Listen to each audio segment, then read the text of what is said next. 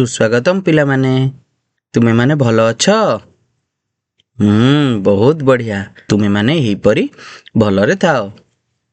अच्छा पिले माने तुमे माने सबू विद्यालय को आसीबा पूर्वरु पेट पूरा खाई करी आसीच। खाई करी आसीच। बहुत भल। एहीपरी विद्यालय को आसिया पूर्वरु पेट पूरा खाई करी आसिले देह और मन सुस्थ रहे एवं पाठ पढ़िबारे मन लागि थाए। तुमे माने सब खाई करी आसीथिबारु तुम मानकु बहुत बहुत धन्यवाद। पिला माने आजी तुमको तुम श्रेणी परिवेश पाठ अंतर्गत विचित्र आम पृथ्वीर एक नूतन अध्याय पाठ एक परिवार और बंधु बांधवर विद्यालय और सांगसाथी गहन रे खेलुथिबा एक विचित्र कौतुक खेल जहाँकि लुचकाली खेल विषय आज आलोचना करिबा। अच्छा पिले माने यही चित्रटी को समस्ते देखुच। अच्छा यही चित्र तुमे माने कौन देखुच? राम कहिल। हाँ माँ कोले रे कुनी शिशुटी बसी हसुची। अच्छा हरि कहिल तमे कौन देखुच? हाँ पाखरे एक मशीना रे दुई जन पिला बसी किछि आंगुली निर्देश करूचंती केउ आड़ू को?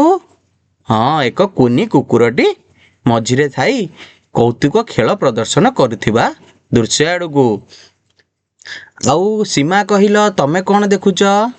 हाँ बापांको पछरे झियो लुचि करी सेई कुकुर आड़ू को अनेई हसु अछि। बहुत बढ़िया। अच्छा राधा कहिल तमे कौन देखुच? हाँ जेजेमा आउ आईमा सांगरे किछि चांगुड़ी रे परिवा धरी आसुचंती एवं से मध्य से खेल को देखि हसुचंती। वाह बहुत बढ़िया। अच्छा कृष्ण कहिल तमे कौन देखुच? हाँ पाखरे जेजे बापा एवं अजा बसिकरी खेल देखुचंती। कहार? ओ कुकुर छुआ खेलुथिबार दृश्य देखुचंती। अच्छा मते कहिल एही माने हमर कौन? परिवार ओ बंधु बांधव। बहुत बढ़िया। अच्छा पिले माने एही चित्रटी देखिल। एही चित्र देखि कौन भाबुच? हाँ तुमे माने मध्य एही भली कांधरे बैग पकेई स्कूल जाउच। अच्छा हौ मते कहिल तुमे माने विद्यालय रु फेरिला परे कौन सबु कर? सांग मानक सह खेलिबा को जाओ। बहुत बहुत नुआ नुआ खेल खेलुथिबो। वाह समस्ते खेलुच ताले भल खेलिबा एक शारीरिक अभ्यास। अच्छा तमाने कहिल सांग मानक सह खेलिले तुमको भल लागे ना? हाँ बहुत भल लागे। बहुत बढ़िया। हौ एमती खेलु थाओ। अच्छा मते कहिल तुमे माने सब की खेल खेलिबा को भल पाओ? कबड्डी बाटी चेस अखाड़िया पिट्टू खो खो ये सब खेल खेल। बहुत बढ़िया। अच्छा चलो देखिबा यही सब खेल केमती खेला जाए। तुमे सांग मानक सहित आ विद्यालय रे यही सब खेल खेल ना नहीं? हाँ कबड्डी बाटी खेल चेस अखाड़िया पिट्टू खो खो यही भले सब खेल खेली थाओ। बा ताले समस्ते खेल विषय रे जानिच। चलो देखिबा ये खेल सब केपरी खेला जाए। देखिबा कबड्डी पिला माने तमे सब कबड्डी खेल खेलीच? खेलीच? हाँ कोठी? ओ तुम गाँ रे तुम घर पाखरे? अच्छा बहुत बढ़िया। टीवी रे मध्य देखिथिबो। हाँ एई खेल तो समस्ते खेलिथिबो निश्चिंत। हाँ बाटी खेल ए चित्र जेमती देखुच एक गोल मध्य रे किछि बाटी रखा जाइछि आउ पिला माने मध्य ताकू आंगुठी रे मारी तार मजा नउचंदी। अच्छा ए खेल खेलिच समस्ते? चेस समस्ते खेलिच नहीं? एक कला धला पट्टी उपरे किछि कला धला गोटी साहाय्य रे ए खेल खेला जाए। ए खेल भारी बुद्धिर खेल कुआ जाए। ए खेलटी देख कौन? अखाड़िया। हाँ एक अखा मध्य रे पसी बेंग भली डेई डेई आगु को जीवाकू पड़े। जी प्रथमे ପହଞ୍ଚିଯାଏ ସିଏ ଏ ଖେଳରେ ବିଜେତା ହୁଏ। ବହୁତ ବଢିଆ, ତମମାନେ ସବୁ ବହୁତ ଖେଳ ଖେଳିଛ ମୋର ସୁନା ପିଲାମାନେ।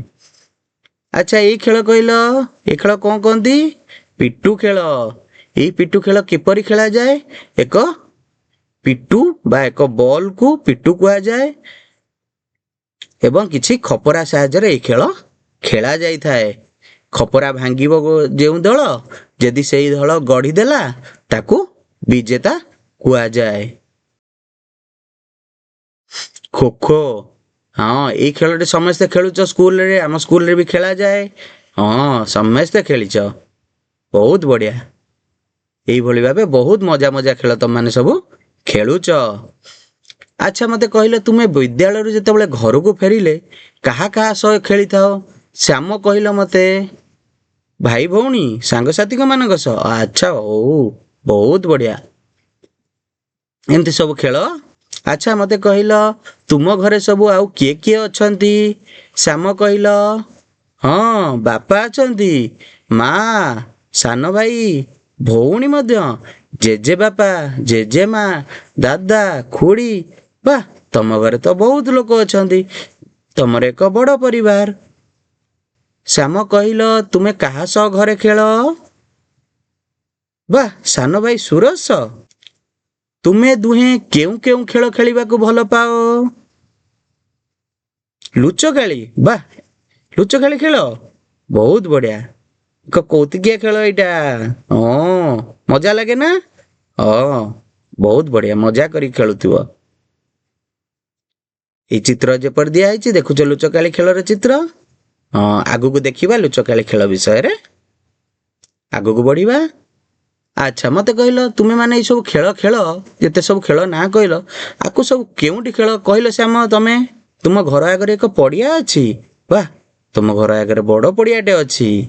ହଉ। ଆଚ୍ଛା ପିଲାମାନେ କହିଲ, ଲୁଚକାଳି ଖେଳ ବିଷୟରେ ତୁମେ ମାନେ କଣ ଜାଣିଛ ସବୁ? ହଁ, ଲୁଚକାଳି ଖେଳରେ ଅନ୍ୟମାନେ ଲୁଚନ୍ତି ଓ ହଠାତ୍ ବାହାରକୁ ଆସି କହନ୍ତି ମୁଁ ଆସିଗଲି ବୋଲି। ଏଇଭଳି ଭାବରେ ଆଖିରେ ପଟି ବାନ୍ଧି ସେମାନେ ଲୁଚନ୍ତି।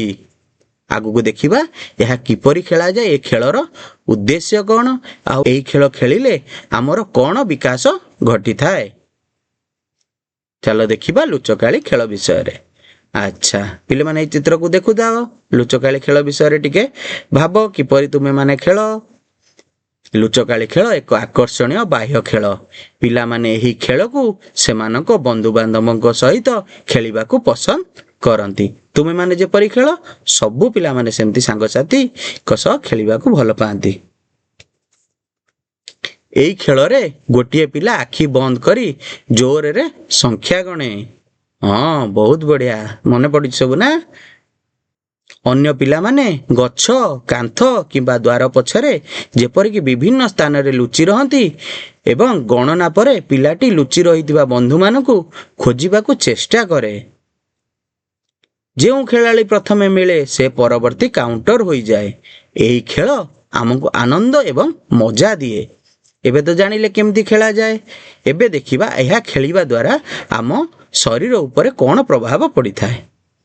ଏହା ଆମକୁ ଦ୍ରୁତ ଦୌଡ଼ିବାକୁ ଏବଂ ଶୀଘ୍ର ଚିନ୍ତା କରିବାକୁ ମଧ୍ୟ ସାହାଯ୍ୟ କରେ। ଏହା ଆମ ଶରୀରକୁ ଦ୍ରୁତ ଦୌଡ଼ିବାକୁ ସାହାଯ୍ୟ କରେ ଏବଂ ଶୀଘ୍ର ଚିନ୍ତା କରିବାକୁ ମଧ୍ୟ ସାହାଯ୍ୟ କରିଥାଏ। ଲୁଚିବା ଏବଂ ଖୋଜିବା ଆମକୁ ଦଳଗତ କାର୍ଯ୍ୟ ଏବଂ ବନ୍ଧୁତା ଶିଖାଏ। ଏହା ଆମ ଶରୀରକୁ ସୁସ୍ଥ ଏବଂ ସକ୍ରିୟ ରଖେ। ଜାଣିଲ ଲୁଚକାଳି ଖେଳିବା ଦ୍ୱାରା କେତେ ଆମକୁ ଫାଇଦା ମିଳିଥାଏ। ଲୁଚକାଳି ଖେଳ ବିଷୟରେ ତ ଜାଣିଲ, ମତେ ଏବେ କୁହ ଯେ ଖେଳା ଖେଳି କରିବା ପରେ ସନ୍ଧ୍ୟାବେଳେ ତୁମେ ମାନେ କେଉଁଠି ବସି ଥକା ମେଣ୍ଟାଅ? ଖେଳିଲା ପରେ ଥକି ଯାଇଥିବ ନା, ଘର ଆଗ ବଗିଚାରେ ବସ। ହଁ ବହୁତ ବଢିଆ। ସନ୍ଧ୍ୟାବେଳେ ତୁମ ବାପା ମା ସବୁ କଣ କରନ୍ତି? ତୁମେ ଯେମିତି ଥକି ଯାଅ, ବାପା ମା ମଧ୍ୟ ସେମିତି କାମ କରିସାରି ଥକି ଯାଇକି ଆସନ୍ତି। ସେମାନେ କଣ କରନ୍ତି? ଆଚ୍ଛା ଏଇଭଳି ଭାବେ ଦେଖୁଛ, ଯେମିତି ଚିତ୍ରରେ ତମକୁ ଦେଖାଯାଉଛି କିଭଳି ଭାବେ ସେମାନେ ଥକି ଯାଇଛନ୍ତି। ଆଚ୍ଛା ବହୁତ ବଢିଆ। ଘର ବଗିଚାରେ ବସି ଥକା ମେଣ୍ଟାନ୍ତି। ଯେମିତି ତମମାନେ ବଗିଚାରେ ବସି ସାଙ୍ଗସାଥିଙ୍କ ସହ ଥକା ମେଣ୍ଟାଅ, ସେମାନେ ମଧ୍ୟ ଥକା ମେଣ୍ଟାନ୍ତି। ବହୁତ ବଢିଆ। ଆଚ୍ଛା ମତେ କହିଲ, ବଗିଚାରେ ବସି ଦିନର ଥକା ମେଣ୍ଟାଇବା ସହ ଆଉ କଣ କରନ୍ତି? ହଁ, ପଡ଼ୋଶୀମାନଙ୍କ ସହ ବଗିଚାରେ ବସି ଚା ଜଳଖିଆ ଖାଇବା ସହ କଥାବାର୍ତ୍ତା ବି ହୁଅନ୍ତି। ବାଃ, ବହୁତ ବଢ଼ିଆ। ତୁମେ ତୁମ ବଗିଚାରେ ଏକାଠି ବସି ସନ୍ଧ୍ୟା ସମୟରେ ମଜା କର କି ନାହିଁ? ମଜା କର? ବାଃ, ସବୁବେଳେ ଏମିତି ମଜା କର। ଆଚ୍ଛା, ମୋତେ କହିଲ, ତୁମେ ସମସ୍ତେ ଏଇଭଳି ନିଜ ପରିବାର ସହ ସମୟ କାଟିବାକୁ ଭଲ ପାଅ କି ନାହିଁ? ଭଲ ପାଅ? ବାଃ, ସବୁବେଳେ ଏମିତି ପରିବାର ସହ ରହିଥିବ। ବହୁତ ବଢ଼ିଆ, ଏମିତି ଭଲ ପାଇବା ରଖିଥିବ। ଏଇ ଚିତ୍ର ଦେଖୁଛ, ସମସ୍ତେ ପରିବାର ଏକାଠି ଅଛନ୍ତି, ସମସ୍ତେ କିଛି ନା କିଛି କାମରେ ବ୍ୟସ୍ତ ଅଛନ୍ତି। ବାଃ। ଆଚ୍ଛା, ତୁମ ଘରକୁ ବନ୍ଧୁବାନ୍ଧବ ମାନେ ଆସିଲେ ତୁମକୁ ଭଲ ଲାଗେ କି ନାହିଁ? ଭଲ ଲାଗେ? ବାଃ, ବହୁତ ବଢ଼ିଆ। ହଉ, ଆମେମାନେ ସବୁବେଳେ ପରିବାର ଓ ବନ୍ଧୁବାନ୍ଧବଙ୍କ ସହ ମିଳିମିଶି ଖୁସିରେ ଏକାଠି ହୋଇ ରହିବା ଉଚିତ। ପିଲାମାନେ, ତୁମେ ଏବେ ତ ଲୁଚକାଳି ଖେଳ ବିଷୟରେ ଜାଣିଲ, ପରିବାର ବିଷୟରେ ଜାଣିଲ।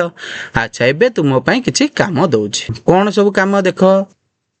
ତୁମକୁ କିଛି ଚିତ୍ର ଦେଖାଇବି, ସେଇ ଖେଳର ନାମ ମୋତେ କହିବ। ଏଇ ପ୍ରଥମ ଚିତ୍ର ଦେଖିଲ ପିଲାମାନେ, ଏଠି କେଉଁ ଖେଳ ଖେଳାଯାଉଛି? କିଏ କହିବ? ହାତ ଟେକ। ହଁ, ରମେଶ କହିଲ। ରମେଶ, ଏଠି କି ଖେଳ ଖେଳାଯାଉଛି? ହଁ, କ୍ରିକେଟ। ବାଃ, ସମସ୍ତେ ଏକମତ, ଏଇଟା କ୍ରିକେଟ? ବାଃ, ତାହେଲେ ସମସ୍ତେ ଖେଳୁଛ ଆଉ। ଏ ଖେଳ ଖେଳିଛ? ହଁ, ସାଙ୍ଗମାନଙ୍କ ସହ ଖେଳୁଛ ତାହେଲେ, ବହୁତ ବଢ଼ିଆ। ଏଇ ଦ୍ୱିତୀୟ ଚିତ୍ରଟିରେ ଦେଖିଲ, ଏଇଟା କି ଖେଳ? ହଁ, ଏଇଟା ରାମ କହିବ। ରାମ କହିଲ, ଏଇଟା କି ଖେଳ? ହଁ, ନଟୁ ଖେଳ। ଏଇଟା ଖେଳିଛ ସମସ୍ତେ? ତମ ପାଖରେ ଅଛି? ବାଃ, ହଉ, ରଖିଥାଅ। ପଢ଼ା ସରିଲା ପରେ ଖାଇବା ଛୁଟିରେ ଖେଳିବ। ଆଚ୍ଛା, ଏଇ ତୃତୀୟ ଚିତ୍ରରେ କ'ଣ ଅଛି? କ୍ରିଷ୍ଣା କହିବ ୟାକୁ। ହଁ, ଏଇଟା କ'ଣ? ହକି। ବାଃ, ବହୁତ ବଢ଼ିଆ। ତାହେଲେ ଏଇ ଖେଳ ବିଷୟରେ ଆଉ କିଏ କହିବ? ଏଇ ଖେଳଟି କ'ଣ ଆମ ଦେଶର? ହଁ, ଏଇ ଖେଳଟି ଆମର ଜାତୀୟ ଖେଳ। ବହୁତ ବଢ଼ିଆ। ଆଚ୍ଛା, ଏଇ ଶେଷ ଚିତ୍ରରେ କ'ଣ ଦେଖୁଛ? ଏଇଟା କି ଖେଳ? କୁନା କହିଲ। ହଁ, ଏଇଟା ଫୁଟବଲ। ଏହା ଆମ ଭାରତରେ ମଧ୍ୟ ବେଶ ଲୋକପ୍ରିୟ ଖେଳ। ଆଚ୍ଛା, ସବୁ ଖେଳ ବିଷୟରେ ତ ଜାଣିଛ। ଏବେ କିଛି ତୁମ ଘର କାମ ଦଉଛି। ସାରଣୀ ଦିଆଯାଇଥିବା ତଥ୍ୟକୁ ପୂରଣ କରିବ। ତୁମ ଘରକୁ ଆସୁଥିବା ସମ୍ପର୍କୀୟଙ୍କ ନାମ ଲେଖିବ। ସେମାନଙ୍କ ସହ ତୁମ ସମ୍ପର୍କ କ'ଣ ଲେଖିବ। ଏଇ ଦେଖୁଛ ସାରଣୀଟି, ଏଇଠି 3ଟି ବର୍ଗ କରାଯାଇଛି। ପ୍ରଥମ ବର୍ଗରେ ସମ୍ପର୍କୀୟଙ୍କ ନାମ ଲେଖିବ। ଦ୍ୱିତୀୟରେ ତୁମ ସହିତ ତାଙ୍କ ସମ୍ପର୍କ କ'ଣ। ତୃତୀୟରେ ତୁମେ ତାଙ୍କୁ କ'ଣ ବୋଲି ଡାକୁଛ ତାହା ଲେଖିବ। ଏହାକୁ ଆସନ୍ତା ଶ୍ରେଣୀରେ ତୁମେ ଖାତାରେ କରିକି ଆଣିଥିବ।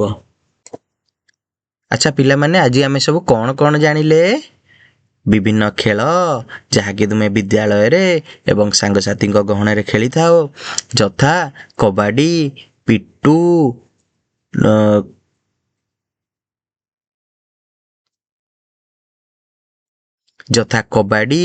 ପିଟୁ, ଚେସ୍।